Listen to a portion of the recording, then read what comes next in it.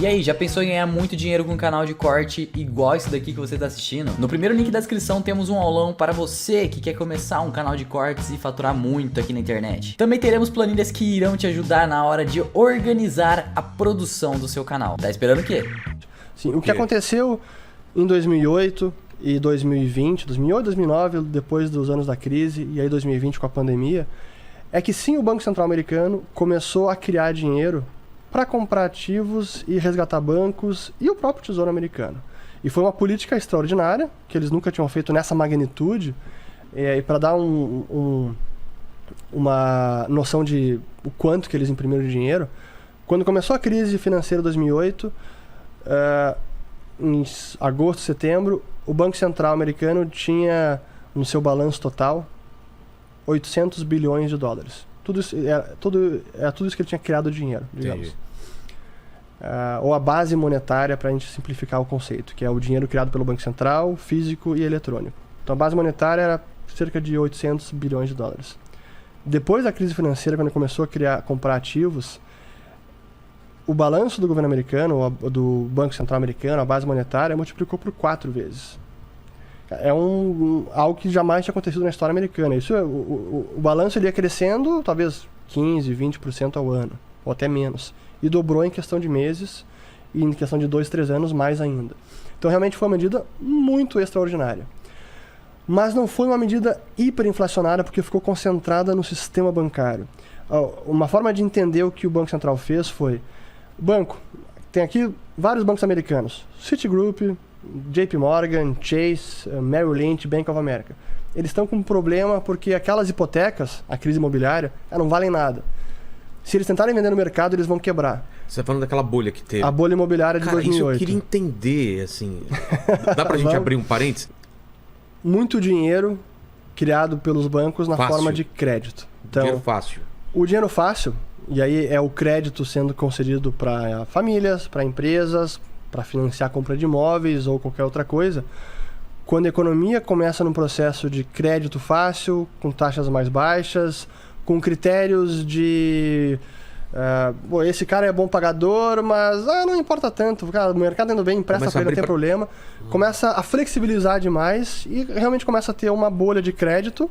E isso vai inflando o preço de imóveis e cria uma verdadeira bolha imobiliária. Porque muita gente querendo comprar e pouco imóvel, eles começam a subir. Começa a subir de preço, mesmo criando mais imóveis, construindo mais imóveis. Não dá conta. Não dá conta porque tem muito crédito, então a população acaba tendo muito poder de compra para inflar os preços para cima. Só que as pessoas começam a não pagar. Chega um momento que não tem como seguir tomando mais crédito. Então digamos que a quantidade de pessoas que pode tomar mais crédito acabou, esgotou. Já estou aqui com crédito até a cabeça, não consigo mais. Então chega um momento em que esgota a capacidade de tomar crédito das pessoas, empresas, famílias, e aí vem o momento da verdade.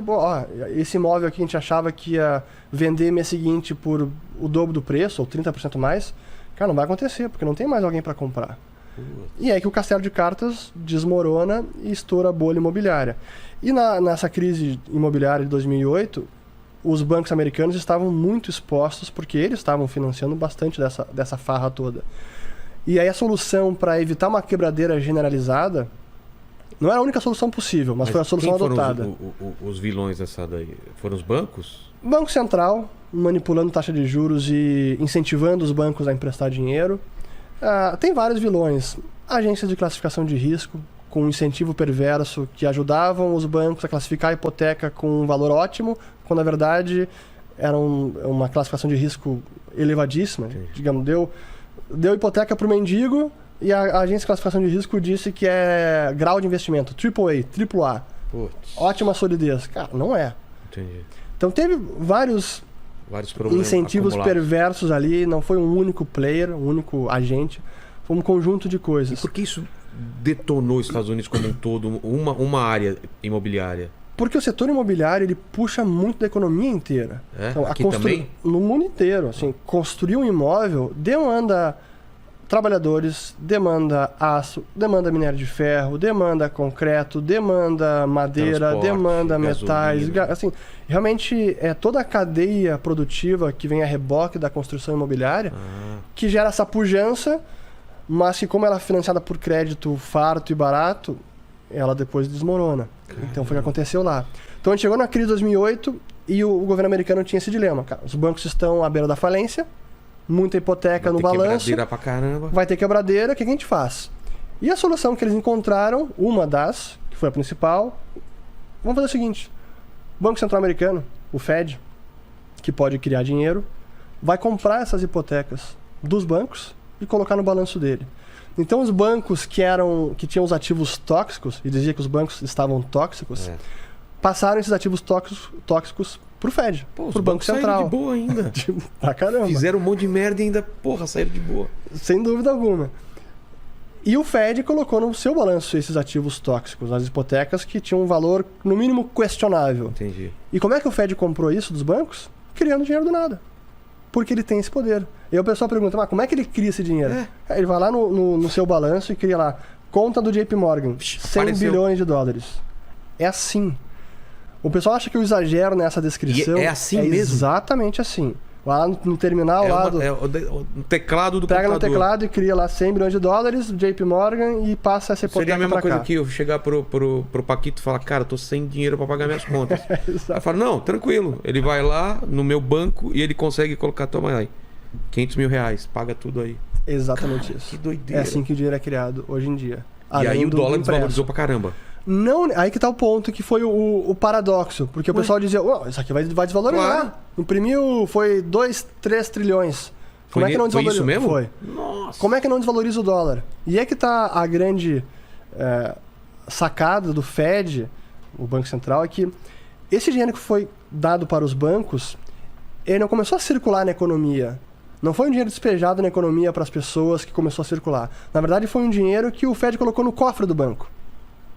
É a conta que eles chamam de reservas bancárias. Mas tinha uma contrapartida? Não? Só colocou dinheiro? O ativo. Então, o banco vendeu o ativo e recebeu esse Tá. dinheiro do Fed, o dinheiro eletrônico, e que ficou nesse cofre fechado a 7 chaves e inerte. Então, criaram esse dinheiro todo, mas ele não ficou circulando na economia. Como que eles fizeram? Como eles controlaram isso de não poder circular? Fazendo o quê? Porque esse dinheiro, ele fica apenas nesse cofre do banco e não circula. A forma como o dinheiro circularia é o banco emprestando esse dinheiro para a economia. Isso, e como ele impediu isso? Ele não emprestou.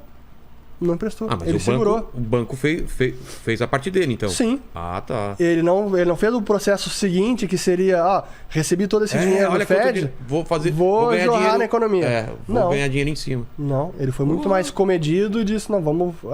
famílias estão alavancadas, dívida até as cabeças, empresas também, não vou mais emprestar tanto dinheiro. Então essa criação monstruosa de dinheiro pelo Fed ficou restrita ao sistema bancário.